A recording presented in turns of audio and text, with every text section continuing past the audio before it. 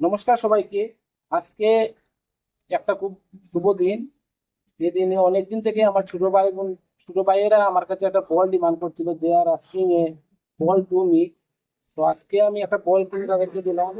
তো আজকে আমি একটা কথাই বলতে চাই, দেখো, যে জন্মস্থান থেকে আমরা বিনামূল্যে জল বায়ু বাতাস পেয়ে বড় হলাম, সেই জন্মস্থানের কিছু একটা করার। আমি এই ভিডিওটা করছি একমাত্র আপনাদেরকে ইন্সপায়ার করার জন্য, যে youth is the major strength of our India. Our great president said that. So, if you really want to look handsome, you have to build your hand to someone. Handsome means not about beauty and look. Handsome means how can you want people. So আজকে তার কাছ থেকে আমি জানবো যে বলতে হবে তারা কতটুকু ফার্স্টে তোমার নাম বলো। তো বলটা পেয়ে তুমি তার কেমন খুশি বলো তো? কেমন তুই বলটা পেয়ে তুমি কতটুকু খুশি? এবার রাজ, so they are very happy after getting this ball. So I hope I will do same thing. I now they are student. I think after few years they will get a better job.